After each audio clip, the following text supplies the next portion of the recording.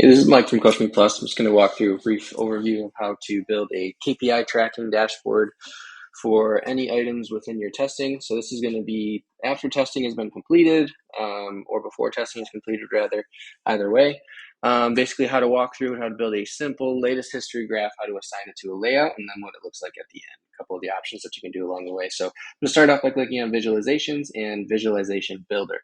For this example, I'm just going to do a simple latest history dashboard. So I'm going to add dashboard and scroll to that. Basically, the reason for this is it's one of the most popular layouts that we have. You can do a bar graph, a line graph, a spline, an area with a fitted curve and filled in underneath. So for this example, I'm going to do 20-yard dash over time and go ahead and add that field. So I'm going to click on the field plus button and select a field. Make it easier for me. I can either search in the top bar or at least filter by the field group on the right side here, select the field I'm looking for, and then I can edit the label. So if I just want to remove the unit label there, I can, because the unit is already identified down here. And you can add multiple fields to this as well. For this, it's going to keep it simple and do the latest 20-yard sprint. Down here, you can select the latest number of values to display. It doesn't matter how many values you have. Just note that if you do select something like latest 50 values, it might take a little bit longer to load because it's pulling back from further and further into time and history there.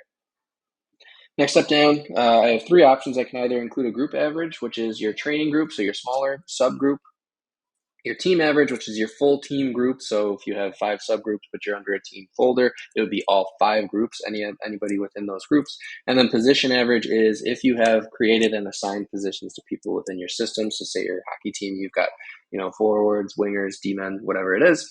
That would be the position average for anybody that's been assigned the same thing when you go to their layout. And then under plot type, I can either have a line, I can have a spline, which is a fitted curve.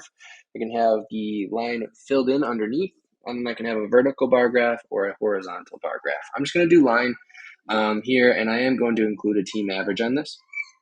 And then I typically leave this box at the bottom here, show only dates with values instead of full date range. I leave that checked.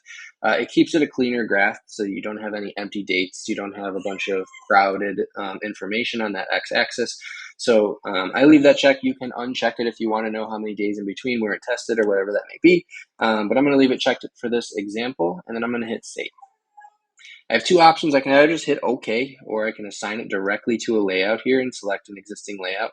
I'm going to choose the former. So now that this is saved, I'm going to back out, and I'm going to go back to dashboard layouts.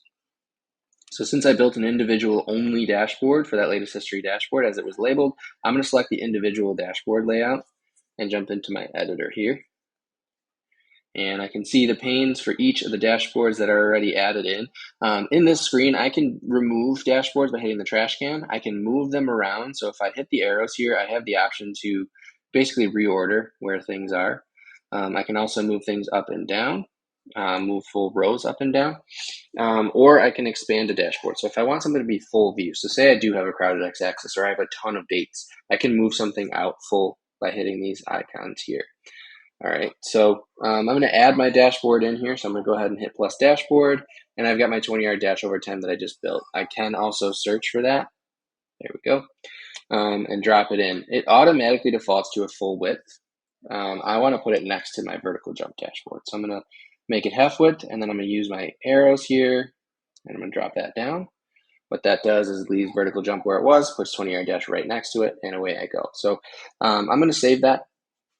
It's good to go there. Now that it's saved, I'm going to go out to any of my athletes that had this assigned to them already. So I'm going to grab my athletes. I'm going to go into Cole Wepner and select his dashboards. It's going to load up. I may want to refresh my screen real quickly.